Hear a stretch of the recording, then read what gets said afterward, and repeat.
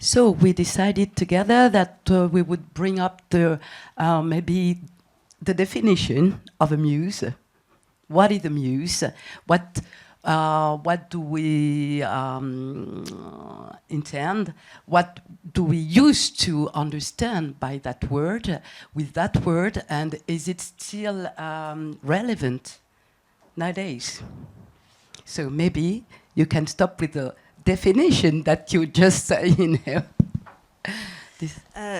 Also, the reason why we bring this term muse is because both Lee Miller and Dora Maar, who will be heroes of the coming days, were often recalled as muses of, Dora Maar of Picasso and Lee Miller of Man Ray, among others. So that's why this term appears. And we were just, the question is if it is today a term that is relevant. So we just wanted to remind that muses were daughters of Zeus.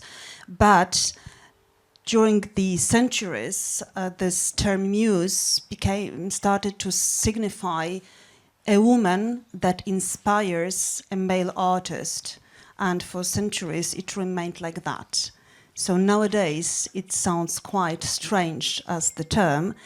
But when I was working on Dora Maar exhibition, and I was asked, oh, what you are working on now? The answer was Dora Maar. The reaction of most of the people was, oh, Dora Maar, the muse of Picasso. And it was the only connection. So the question is, what being labeled as a muse, what does it do to an artist? And maybe, Teresa, you can also say something from the point of view of Lee Miller, who was a muse, a model, a great professional, a war photographer, a mother. I'm not sure how familiar people are with Lee Miller's story, so I will just describe very briefly, for those who don't know who she is and about her work. Lee Miller began her life in front of the camera. So she actually, her father took a lot of pictures of her, and then she became a fashion model and posed for some of the greatest photographers in New York in the early 1920s. But then, when she came to Paris and to France, she picked up a camera herself and became a photographer. And while she was living and working with Man Ray, she also became a photographer and ran her own studio. And then after that, she ran a studio in New York as a photographer. And finally, she went to the UK and she became Vogue magazine's war correspondent. So she became a war photographer. And that's a summary of my film, by the way. But you will see when the story is shown that she had many different guises. And I think what's happening now are people are beginning to understand her as an artist in her own right, and not just the beautiful woman that everybody knows her face from the amazing images that Man Ray took. And I think what's been interesting for me is how her reappraisal as an artist is really gathering speed and happening now because people are telling her story. And when we were kind of preparing this little get-together during lunch, we were ourselves asking, what do we mean? You know, what comes up in our brain when we hear this term of muse? And as a matter of course, for us, so many definitions. Everybody has a different way because of what has been read in the childhood or what have been seen, etc. So we were asking ourselves the question: is there necessary a sexual component in the term, and is it for that reason that in a way it's put some shadow, or what are the reasons that being in a muse or being called a muse that would put some shadow in their work? En français, donc quand on a discuté ensemble autour de la table pour dire, mais en fait, oui, c'est un thème qui est très intéressant, la question de la muse, mais en fait, est-ce que nous, même en tant que femmes, plutôt féministes, est-ce qu'on entend, nous toutes, exactement la même chose dans le mot muse? Est-ce qu'on l'entend au sens grec du terme?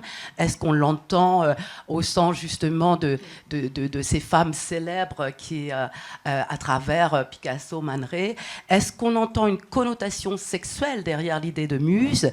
Et jusqu'à quel âge une femme peut-elle être une muse si de façon hypocrite, hypocritically, with their, oh no, the muse is not necessarily the woman who is going to sleep with the artist, you know, she's the one who is inspiring, yeah, but till what age can we? So that was the question. If somebody wants to take the microphone and kind of answer or develop that questioning. I'm thinking of that in relation to cinema, where there's obviously a long history of male directors with their female muse. We might think of Marlene Dietrich or Gloria Swanson and the filmmakers around that time. There's a long history of those partnerships. But I guess in cinema, those actors had also had an opportunity to author their own image. So whilst being designated as a muse in one very sexist historical framework, they're active participants in the process. So my question to photographic historians would be, how much do the women in front of the camera also have the ability to author, to shape what is being presented and somehow maybe slip out of that muse role? But I also think of Nora Ephron. We might say that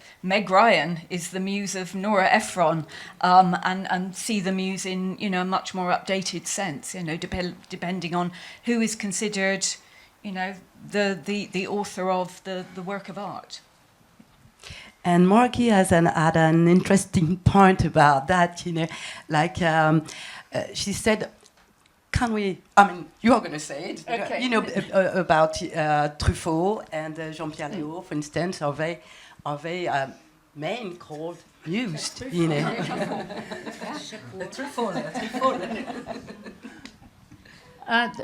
So we had a discussion about reversing the male-female identity of the muse. But I think what's interesting, the reason I've made this film that you might be seeing tonight is that I felt that the women need to take control. So my film is entirely female artists, female photographers, female sculptors, female conceptual artists. They are the makers and they control the story. And as I was looking for an example of a muse in my film, I discovered Shirin Nishat, who is an Iranian artist, very, very amazing, works out of New York. She's an exile from Iran. She uses herself as her muse. She uses the face in her series Women of Allah. So all her life and her career, she is her own muse. And so I think this is quite a good example of how far we've come from the historic days of what a muse is. In French? Ok, j'essaie. C'est la raison que j'ai fait le film que vous c'est ce soir, c'est pour demander la question: qu'est-ce que les femmes voient que les les hommes ne pas voir. Alors ça, c'est la question centrale de mon film ce soir. Et j'ai cherché dans mon film pour une muse qui est contemporaine. Et j'ai trouvé une artiste iranienne qui s'appelle Shirin Neshat. Elle est exil d'Iran. Elle habite à New York. Et elle-même, elle est la muse. Elle utilisait son visage dans les images. Elle holds a gun. What's the word for a gun in French? Un pistolet. Un pistolet. Alors, she challenges the myth. Alors, ça, c'est un exemple d'aujourd'hui dans ma film, d'une muse. Et en dehors de ton film, tu t'es posé aussi la question de savoir est-ce qu'on pouvait utiliser ce terme pour les hommes. Et en fait, on se rend compte qu'il est très peu utilisé, le terme de muse, mais on s'est dit, c'est vrai que par rapport à, non pas à Truffle, mais Truffaut, hein, Jean-Pierre Léaud avait été quelque part sa muse, c'est-à-dire, mais on dira plus facilement son comédien fétiche. C'est vrai que le mot muse est très très peu employé du point de vue masculin, féminin, voilà. Et est-ce que tu voudrais rajouter quelque chose sur ce terme, sur ce concept de muse Ouais, moi, je pense que c'est un terme qu'il faudrait cesser d'utiliser, qu'il est plus révélateur aujourd'hui, et qu'il y a une inspiration mutuelle qui va dans plusieurs sens entre les hommes, entre les femmes, entre les hétérosexuels, homosexuels, entre amis, et que c'est un terme qui a été déformé de son sens original, donc de ces déesses qui s'occupaient de différentes arts et sciences, qui étaient déformées par, je n'ose pas de faire l'exégèse, mais j'imagine que c'est pas seulement le romantisme, c'est beaucoup plus tôt, mais le romantisme, il y est pour beaucoup. Je pense que voilà, il faut plus l'utiliser et il faut plus parler de différentes modèles. En tant que muse, elles étaient modèles. Parfois, elles participaient, parfois pas. En anglais. So I just would like to add that I'm for abolishing the term the muse. I don't think it brings anything today, and that nowadays it's all about inspiration, and you never know if it is an active or passing modeling, if it is related to a sexual relationship or not. You have so many cases that it's about how we inspired as human beings each other, and also in this term muse there is something very paternalistic. It was very deformed by certainly romanticism, but probably also earlier. Because originally muse, it was this déesse, I don't know the English term, who was taking care of different arts and sciences. She was not inspiring; she was taking care, and perhaps we should just stop to use this term. I completely agree. For me, it is a completely outdated term, which the history of male art has used to elevate something which should not be elevated. The fetishization of women's bodies, the objectification of women. It's an elevation with recourse to classical terminology, and I think it should be ended. Et ça introduit toujours la question du dominant-dominé. Au lieu de mettre les rapports à un même niveau d'interaction, on dira davantage maintenant un duo d'artistes ou des partners. But when we were preparing that get together, another point came to us together with the idea also that the lack of recognition, le manque de reconnaissance aussi de ces femmes pionnières, the lack of recognition of the beautiful, great work, muse or not muse, you know, or professional they were, was it related also to the fact that photography was not really recognized as an art at the time, you know, as you talk about all those goddesses ou les nymphes qui prenaient soin des arts, hein, qui we're talking about all the arts. And, bon, est-ce que la photographie était vraiment considérée comme un art? Et est-ce qu'elles n'ont pas aussi souffert, ces femmes, de cette, je dirais, double peine d'être dans un art qui n'est pas tout à fait reconnu? Alors, il y a un point très intéressant dans le film Sabine Weiss, Ombre et Lumière. Oui. Donc c'est un film qui pourra être vu, qui sera projeté demain. Et il y a un point très très intéressant dans le film où cette pionnière aussi de la photographie du début du siècle, enfin plutôt la fin du siècle, enfin milieu du siècle dernier, pardon. Elle est et donc qui est contemporaine de Doisneau et de Willis, de ces grands photographes dans des grandes agences à l'époque, mais qui elle faisait plutôt partie d'une agence, on disait les humanistes. Elle a mis un point d'honneur à se faire reconnaître par la technicité, par ses skills, par ses savoir-faire techniques.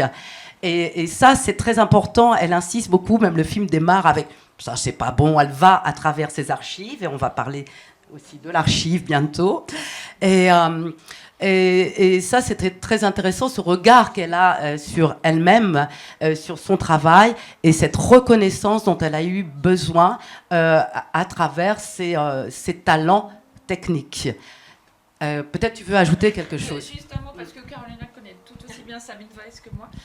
Non, je voulais juste préciser qu'elle a toujours dit qu'elle n'était pas une artiste, mais une artisane. C'est pas une technicienne. Donc pour elle, ça renvoie plutôt au statut de la photographie, qui pour elle n'était peut-être pas complètement un art, sauf vraiment des très grands maîtres comme Edward Weston. Donc je pense que c'est pas uniquement une question de modestie, c'en est quand même, mais c'est aussi lié au fait que peut-être elle-même ne considérait pas la photographie complètement à l'égal des autres arts. C'est une question de génération et aussi au fait que son mari était peintre. Et donc l'artiste, c'était lui. Mais on pourra développer ça plus amplement. Tu veux dire un mot, Karolina? Et si Karolina, par rapport à Dora Maar, peut-être on peut revenir avec cette idée que Picasso lui dit à un moment mais tu devrais te remettre à la peinture, peut-être. Yes, so of course in case of Dora Maar, it's an interesting case because today, by a very large public, perhaps today a little bit less thanks to the work that is done by the foundation and by different specialists, but Dora Maar was remembered as Picasso's muse or lover, while when they met, she was extremely successful photographer, and it was a high peak of his photographic career. And she was both a commercial photographer, but also an artist, because it is really interesting to note that surrealists who didn't really consider photography as art, but rather as the, objet trouvé, they exhibited Dora Maar montages and photographs.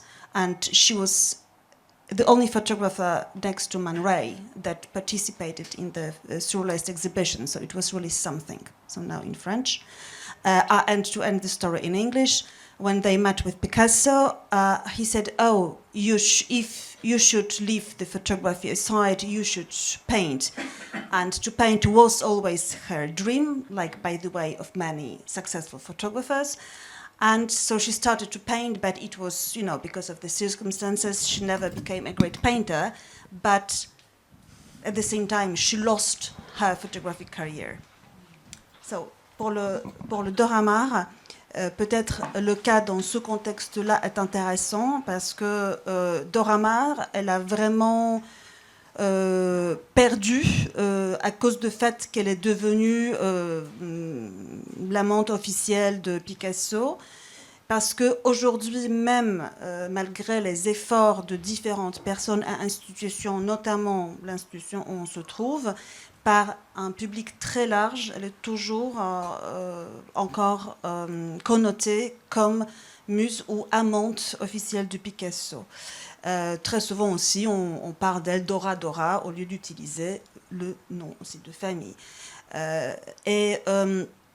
Et donc, tandis que quand ils se sont rencontrés avec Picasso, et notamment c'est ce qui a fasciné Picasso en elle, elle était vraiment au sommet de sa carrière photographique. Elle était très successful. Elle a eu un grand succès en tant que photographe commercial, mais aussi en tant qu'artiste, parce que comme une chose assez exceptionnelle, elle était membre, elle participait aux expositions des surréalistes en tant que photographe, ce qui était vraiment très rare parce que les surréalistes, comme toute leur génération en général, ne considéraient pas photographie en tant que quelque chose qui peut s'exposer. Ils utilisaient beaucoup la photographie pour la publication, mais pas pour des expositions. Et donc, elle est au sommet de sa carrière, elle a un vrai succès, puis elle rencontre Picasso qui lui dit si tu veux être artiste, mais il faut surtout pas que tu fasses la photographie, il faut que tu commences à peindre. Donc, elle revient à son rêve de jeunesse de devenir une peintre. Et dans ce domaine-là, elle n'a jamais eu le succès. C'était la guerre, le machin, l'ombre de Picasso. Donc, alors qu'on peut retrouver, par exemple, dans cette honorable maison, sous la forme de carte postale, des photographies qu'elle a faites et qui sont complètement emblématiques même du mouvement surréaliste. Oui, après, le travail que, par exemple, nous avons voulu faire, c'était de reconsidérer d'une manière sérieuse sa peinture. Et ça, c'est encore travail à faire. So we also wanted to do the work to treat seriously her painting, and it's not easy to do, but it's still a lot. It still should be done, and this is also about the work in the archives. Alors justement, cette question, ça nous amène, à moins que Teresa, vous ayez envie d'ajouter quelque chose sur cette question. Ask me in English. Sorry, Teresa, do you want to add something about that point that was raised and about photography not recognized in an art at the time, as Lee Miller also started as a model, a photographer herself, shooting models and being very creative, and force de proposition, proposing great mise en scène, great subject with her models, and then decided also to be a war photographer, which is also something. Was it, I don't know if we will get the answer, but being decided to be a war photographer, isn't it also a way to be I can do like men? I think that... Should we do it in French shortly, the question, or everybody understood the question? Oui. Alors, donc je demandais à Teresa si elle avait envie d'ajouter quelque chose sur le personnage de Lee Miller, dont elle nous a offert ce film sublime, parce que Lee Miller, elle a aussi démarré un peu comme modèle, mais elle-même a été une grande photographe de mode, proposant des scènes assez extraordinaires, étant très créative avec les modèles femmes qu'elle photographiait, leur proposant une grande liberté. Et puis, elle a aussi décidé à un moment de devenir photographe de guerre. Et ça, c'est pas rien. Et je me suis posé aussi la question en regardant le film, est-ce que de devenir, pour rejoindre la question de la technique, et que c'est souvent par la technique qu'on se fait adouber par les hommes, qu'on se faisait adouber par les hommes, est-ce que le fait de devenir photographe de guerre, est-ce que quelque part, outre sa curiosité, sa sensibilité, ça n'était pas de dire aussi, est-ce que moi, je peux faire aussi? Je suis capable, je suis une professionnelle et je peux faire aussi la photographie. I'm actually going to change your question and say, and I'm going to say, you're asking me whether Lee Miller was maybe overlooked because she was a photographer, but actually what I would like to say about her is that she didn't give a damn what anyone thought of her. That she actually, whatever she did, she was overlooked because she was a woman. And I don't think it was because it was specifically to do with photography, but her whole attitude to her life and to being an artist was to say, I can do that. I can do that, whatever it is. People took pictures of her for Vogue magazine, and then she turned it around and she took pictures for Vogue magazine.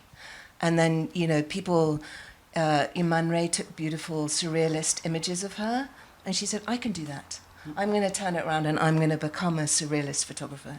So I don't think she ever felt held back by her art form. She was just historically maybe overlooked. Alors, voilà, comme je change les questions et au fur et à mesure qu'on me donne des réponses, on évolue, c'est ça l'intérêt du dialogue. Donc les réponses de Teresa, c'est qu'en fait elle était overlooked, c'est-à-dire qu'elle était trop regardée. Et en fait, j'arrive pas vraiment à trouver le terme en français. Elle était, mais qu'en fond, elle a toujours fait ce qu'elle avait envie de faire, grosso modo, et dire mais ça aussi je peux le faire. Hein, voilà. Enfin, si je résume un peu rapidement, et c'était pas forcément de se challenger aux hommes. C'était l'idée que mais ça existe et ça, moi, je peux le faire et je peux faire aussi autrement. Oui. Et mieux, souvent. Alors, il y avait aussi cette question des archives. Parce que justement, qu'est-ce qu'on décide d'ailleurs quand on est réalisatrice ou réalisateur ou quand on est curatrice? Qu'est-ce qu'on décide de mettre en avant de la même façon qu'on est professeur? Quelles sont les choses qu'on a envie de mettre en avant quand on enseigne, quand on colporte la mémoire, quand on la transmet? What are the things that you want to put first, that you want to focus on when you recall the life of such a great artist or person, you know? And that raised the question of archives, you know? So what are archives made of, you know? Of institutional material, but also of press material, you know, and what does the press want? Press wants storytelling, you know. And so I don't know who want to start first, but I think we have a great panel here that can answer very finement, très as a specialist. That question. I am interested in oral history archives, which enable a person to articulate their truth from their perspective, but which don't claim to be the whole truth about the world that person occupied. So I think that's important. So for me, any archival story and commemoration should be something that represents the voice of that person, the experience of that person, the kind of work that they did, and the moment that they lived in. J'ai une idée aussi. I'll start in English. I have a theory, because generally women live longer than men, that this is why historically we have so many beautifully organised archives of male artists, because the widows have maybe spent perhaps 10 years creating a book, an exhibition, a legacy, now a website, etc. We need to reverse that. So any women, we must make our own archive, I think. Very important. Alors cette fois, je peux traduire. Hein, je me suis apprêtée. Donc, comme les femmes vivent plus longtemps que les hommes, la théorie que tu proposes, c'est que elles ont du temps, hein, souvent 10 ans de plus, pour pouvoir arranger, trier les archives de leurs illustres maris, et puis en écrire des livres, en faire même des sites web maintenant. Et bon, c'est une théorie à laquelle on peut réfléchir. Et il y avait Karolina qui se terme sur cette question des archives, puisque c'est quand même une grande partie aussi de votre travail en tant que curatrice. Vous aviez quelque chose d'intéressant à dire sur l'idée du rapport à l'institution. Et juste très brièvement, je pense aussi que pour les archives des femmes, c'est que souvent les femmes ne considèrent pas leur travail en tant que quelque chose d'important suffisamment pour être archivé. Et ça, c'est de la psychanalyse. Donc ça, c'est le travail à faire. So just also with the women archives, the problem is that very often women doesn't consider their work important enough to be archived. And so it's not about the length of life, which is also true, but it's also because of the importance. So, when you are a historian and you work on histories of different authors, among them women, you realize that if you go deeply to an archive, and ideally if you can go to an archive that is not organized but just left by somebody at her house, you can really discover a new person, new author, and if you go deeply enough, you can recreate and really change the view on somebody, on the artist like Dora Maar. Karen, I think it's time to translate for Donc, the person who juste don't pour understand. la deuxième partie, c'est que, juste ce qu'on voulait très brièvement dire sur les archives, c'est que si on a la chance de travailler sur des archives qui sont délaissées par des auteurs, aussi femmes, dans leur famille, donc ne sont pas encore institutionnalisés, sont pas triés, mais il y a tout le bazar. Et si on va suffisamment en profondeur, ça nous permet de vraiment de gagner et d'avoir une autre vision de l'artiste, et si on ne regarde pas cette archive avec des préjugés, on peut ramener l'artiste à l'histoire grâce aux archives. Parce que dans ces archives, avec Dora Maar, c'est le cas, aussi avec sa peinture, en fait, son archive, elle faisait la peinture, elle dessinait pendant beaucoup plus longtemps qu'elle ne faisait la photographie. La photographie, c'était une petite dizaine d'années de sa vie, tandis que la peinture et le dessin, c'était 40 ans de sa vie. Donc l'archive, elle est grande, et il y a énormément de travail à faire. Linda, do you want to add something? Just to add to that, every archivist I know has a story of a male creator coming to them with 90 beautifully organised boxes of their materials that they've been collecting since they were 23, because since they were 23, they imagined they would be historically important. And women throw their materials away.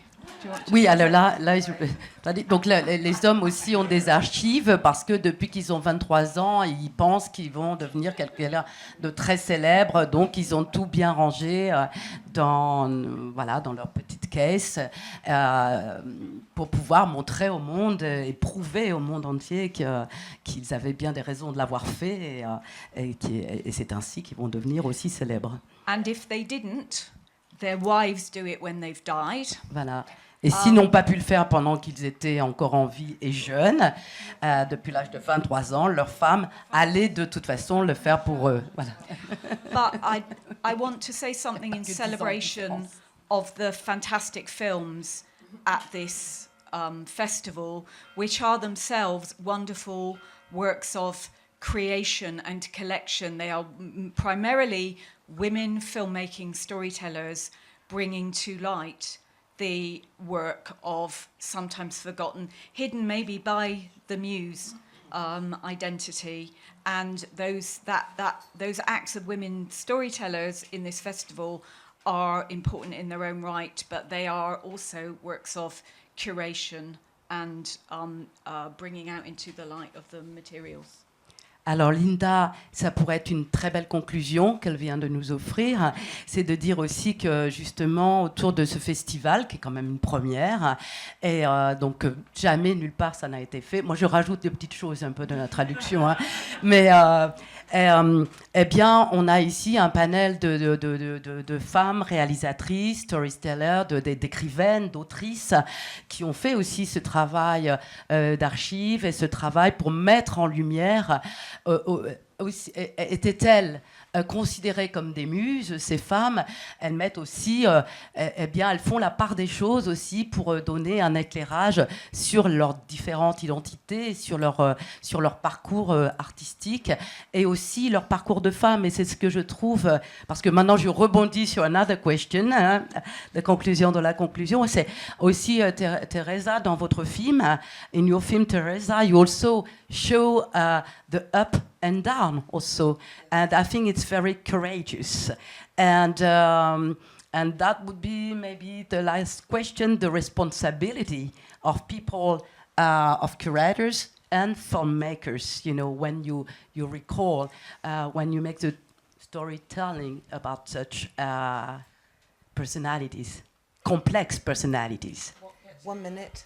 Okay, yes, okay, I think maybe my answer to that question is that I spend my life trying to pitch very often stories about forgotten women, artists who've had long, interesting careers, but when you go to somebody to say, I want to tell the story, they say, but we haven't heard of that person, nobody will watch that film because we don't know who they are. And I think... Okay. Ah oui, donc Teresa a passé beaucoup de temps de sa vie à mettre en éclairage, à travers ses films, à travers son travail, des femmes qui avaient été, dont la carrière avait été oubliée ou mise dans l'ombre, et qu'à chaque fois qu'elle voulait proposer un sujet, on lui dit « Oh non, de toute façon, on ne connaît pas, donc c'est pas la peine de faire un film dessus, en fait. » Voilà. So I think... in conclusion, I would say that every time anyone achieves putting on an exhibition or making a film or indeed running a film festival, which highlights the work of some of these artists that have been forgotten, it's a really important thing. And, you know, my film about Lee Miller was one small part of the story, but now there's been a big Hollywood feature film about her life, and there is going to be an exhibition of her work at the Tate Gallery in London, and now she is really on the world stage as an artist, and she wasn't forgotten, but she was underrepresented. And I think that, you know, all of this, it's a celebration of these people's work, so it's a good thing. Donc merci Teresa de rappeler que, voilà, que ce soit dans le cadre d'une exposition, que ce soit dans le cadre de la réalisation d'un film ou de l'organisation d'un festival, justement c'était très important de pouvoir parler et rappeler la carrière de ces femmes, et Teresa, qui est très modeste, dit que en fait, sa contribution à la reconnaissance, même si elle était déjà connue, mais un peu mise dans l'ombre, à la mise en lumière, à la remise en lumière du travail de Lee Miller.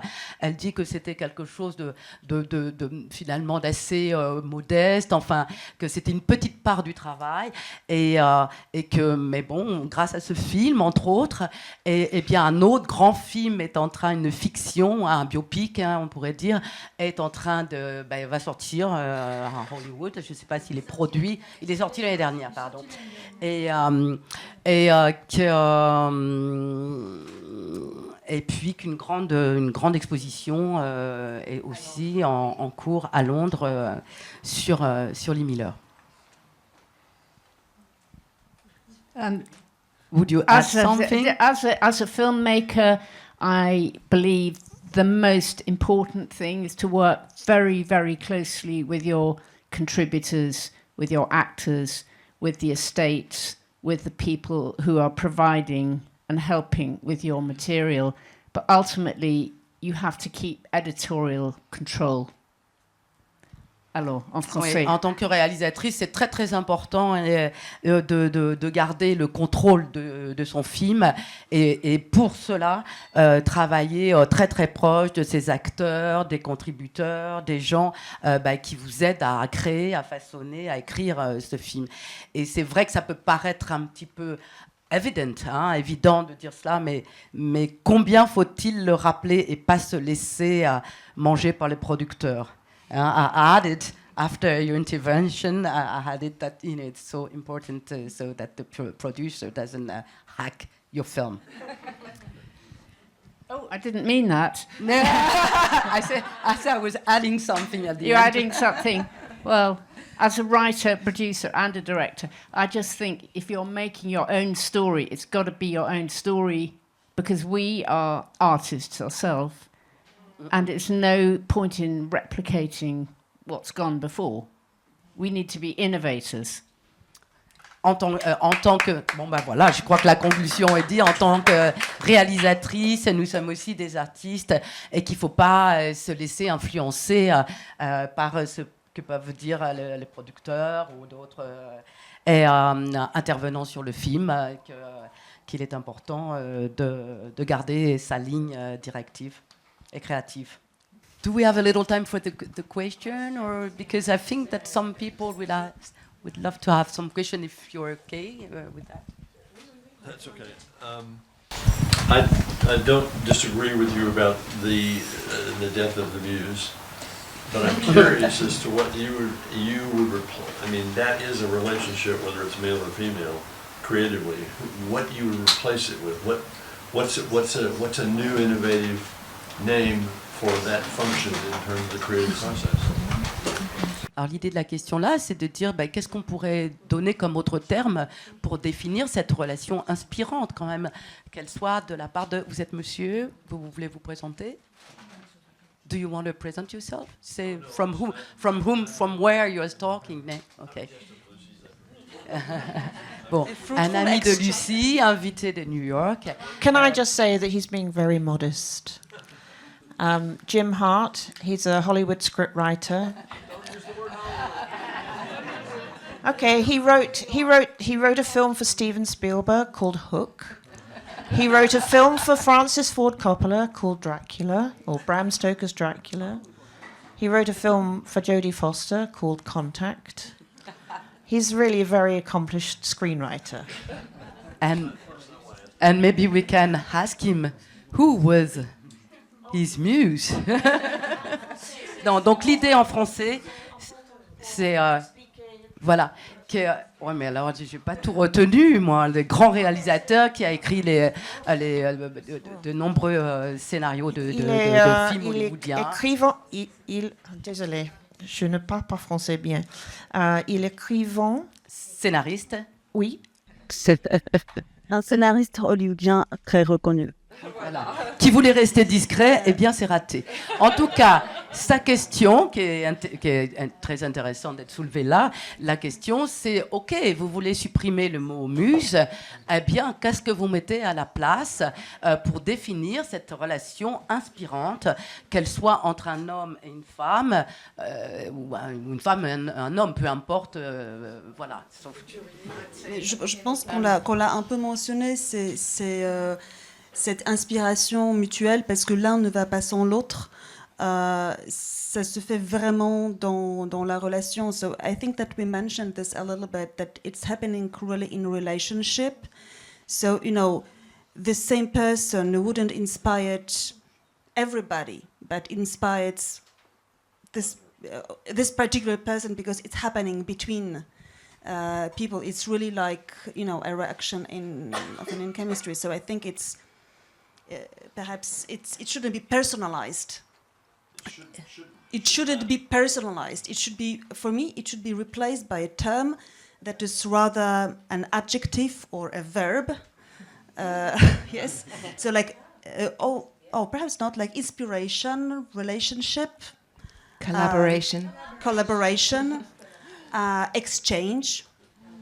Yeah. How about oxygen? Oxygen. Excellent. Now we can just draw a list. Inspiration. Non, je pense qu'on a mentionné ça un tout petit peu. And I just want to recognise in history what women's place was. It was to have children, to run the home, and where was the time to capture, to draw, to paint, to sing, to write? When we think about Nick Drake, we don't think about Molly Drake, his mother, who's an incredible artist. There's time and time again we find these stories. But I do think that, certainly without sounding anti-getting rid of the muse label, there's been older men in my life when I was younger, that were in a position to recognise something in me that nobody else would. And obviously I'm a child of the 70s and the 80s, but even further back, the labelling of mental health women were mad, or if you wanted to not have children, or you couldn't have children, you wanted to write, you know, it's such a bigger conversation, isn't it, to do with women and art. Thinking about archive, that's about ego.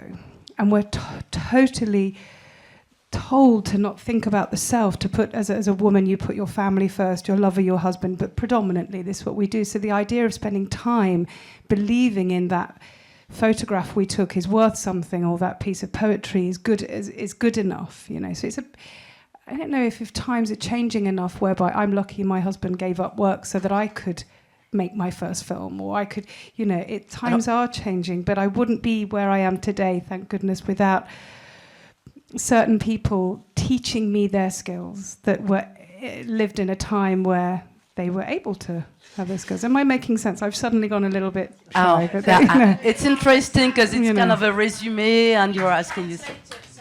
Alors, Harry can translate. Est-ce que vous pouvez dire déjà votre nom pour savoir d'où on parle? Et moi, je vais repartir de la fin, c'est-à-dire que vous expliquez que là, enfin, au départ, vous dites que oui, c'est peut-être dans l'histoire, les femmes au départ étaient assignées à la maison, à s'occuper des enfants, etc. À la fin, vous dites que vous-même, eh bien, et qu'elles n'avaient pas le temps pour faire les dessins, pour travailler leur art, etc. À la fin, vous dites vous-même que votre mari a arrêté de travailler pour que vous puissiez développer, votre art. Mais entre les deux, vous avez dit aussi, in between, you said something like entre les deux, vous avez dit que vous-même, vous avez été peut-être, vous demandez-vous si vous êtes un enfant des 70s ou des années 80, mais que vous-même, vous avez eu le sentiment d'être la muse de monsieur plus âgé, ou en tout cas que ces personnalités-là ont su reconnaître en vous quelque chose que peut-être d'autres gens n'avaient pas vu. Si votre mari est d'accord, on reste là. Je ne veux pas avoir de combat après pour les projections. But I loved your film, the Leonora Carrington film. I found that on the BBC iPlayer and sent it to every woman, every female, everybody I could. I was just saying, watch this, watch this, watch this, because I only knew her from her tarot cards, and it's like how the media represent people as well, isn't it? So if I could just very, very briefly, I'll just say something about Leonora Carrington, which relates to what we've been talking about. I was originally approached to make a film about her by the writer and journalist Joanna Moorhead, who's related to her, in about 2012. Okay, oui, parce que j'ai pas entendu le nom du journaliste. Joanna Moorhead is the name of the journalist, but you can just say I was approached about the story in 2012, and I told the person who asked me that no one would make this film because no one had heard of Leonora Carrington. Oui, donc it's true. I mean, I promise you, everyone said Dora Carrington. No, people didn't donc, know. C'était en 2012. En 2012, donc, lorsque vous avez été, Teresa, approchée pour pouvoir, par les auteurs, pour travailler en tant que réalisatrice sur ce film, on vous a dit, ben non, ça n'intéresse personne parce que personne ne connaît Leonora Carrington. Est-ce qu'il est important aussi peut-être de continuer sur pourquoi elle est connue maintenant? The project came back to me about 4 years later, in 2016. Someone else asked me to make the film, which I then went ahead and did. It's a long story, but I won't tell it now. But and now I'm only, again, that was just telling one artist, female artist story who was really neglected in terms of her work. And last year, there have now been so many exhibitions of her work. My film was just one small piece of the storytelling. Her work is now being shown all around the world, and last year, one of her paintings sold for more than any British female artist in history. So it's taken less than 10 years from someone who very few people had heard of to someone who's now world famous. So we need to tell the stories. Voilà. Donc quelques années plus tard, on vous dit que finalement quelqu'un d'autre veut faire le film à votre place, mais finalement c'est vous qui faites le film. Et donc, entre-temps, en moins de 10 ans, finalement, Leonora Carrington est devenue une personnalité, a été la reconnaissance de son art, de sa peinture en tant que femme surréaliste, et pas seulement, a été vraiment reconnue dans le monde entier, et que là, maintenant, je ne me souviens plus si vous avez dit le prix ou pas, mais que son art, une œuvre venait d'être vendue bien plus cher que la plupart des peintres britanniques de ses contemporains. Voilà. Yeah, she's the most. 28 million pounds her painting sold for last year. So it's like she's gone. 28 million pounds. Yeah. So. On peut ajouter aussi qu'elle était mise à l'honneur à la Biennale de Venise il y a à peine 2 ans, avec beaucoup de livres. So we can say that at the Venice Biennial, she was really the personality was kind of put in the light, you know, with a lot of books that we could buy, you know, at the shop and recalling her life. Well, yeah, I just have a very small point, which was actually picked up anyway by you talking about the value of Dora Carrington, which ultimately is your... Oh, sorry. Yeah, I was just going to say that surely it's just about value. If you're perceived of having value as an artist, then people will give you more air. So it's just, to a certain extent, as you say, about providing the air, and then the value is created. Picasso had value, Dora Maar didn't, in relation to him. Maybe if, you know, they hadn't been together and she'd have done other things, she would have gained some value in that respect. And that's the problem. It's the people who buy them, or the curators, or the collectors, and to a certain extent that is patriarchal, who are wanting to make money out of things, and therefore they're the ones who are deciding who can or can't be important. I'm not sure if I really understood what you say about value. I try to translate, but if somebody else, like Karolina, wants to translate it. Ce que vous dites, c'est que finalement, c'est la question de la valeur. Si on met plus de, si on apporte, si la valeur de son art importe. A financial value. Oui, Yeah. une valeur financière. Voilà, je n'étais pas sûre au début du terme. Donc c'est la valeur financière de ce que vous produisez. Et si vous faites attention à cette valeur-là, eh bien vous donnez de l'air. I didn't really understand what you mean by giving air to It's like exposure. Exposure. Ah, yeah. okay. This is also something we have been talking about, you know, the question of the financial value. Yeah. So value does not exist in a vacuum. Value exists within a valued structure, a patriarchal valued structure. Exactly. Within which, you know, even if women painted, took photographs, made films, they were considered, I mean, the miracle of that for a start, but considered, you know, well, not so good. Exactly. But the history of early cinema in France, across the world, is a history where there were tens of thousands of women working across every profession in early cinema. As soon as the studios were monetized and became big business, and particularly with the coming of sound, women lost those jobs. Alors, sur ces questions justement de la rémunération, hein, en fait, des femmes, on peut aussi citer, donner les exemples dans le cinéma. Beaucoup de femmes étaient pionnières dans le domaine du cinéma. On peut même parler aussi d'Alice Guy, hein, qui est vraiment une toute première femme réalisatrice.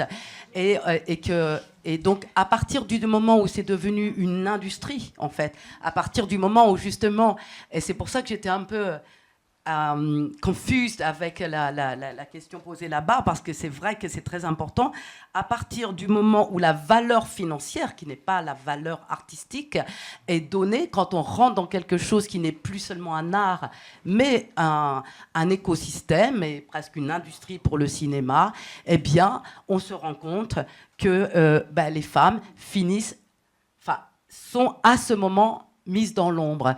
Et ça, c'est quand même intéressant, hein, de voir qu'en tant que pionnière, elles ont une certaine reconnaissance, mais dès qu'il y a une valeur marchande liée à la création, au produit qui est créé, eh bien, dans ce cas-là, elles sont renvoyées un peu dans leur foyer. I'd like to say it's not just about the financial value of art. And you see my film tonight, every single artist is making a point. It's an anti-war film. Every single artist wants to change the situation and people's thinking through their art. It's art as activism, art as evidence, human war crimes against humanity, art as propaganda. And so my film is not about money, it's about the artists making a difference. En français. Et donc le film, donc ton film est un film qui ne parle pas du tout, au contraire, de la valeur financière des choses. Il parle vraiment des femmes qui peignent, qui sont anti-guerre, anti-propagande et qui se manifestent pour les droits humains ou contre tu n'as pas utilisé le terme de fascisme, mais en tout cas contre la guerre, et que c'est vraiment à cet endroit-là que tu as voulu mettre le curseur sur ton film et sans du tout prendre en compte la valeur de la reconnaissance financière ou de la notoriété, par exemple. Okay. I would just like to thank all of you for being here, because it's really amazing. It's so fantastic to have you all here. Thank you.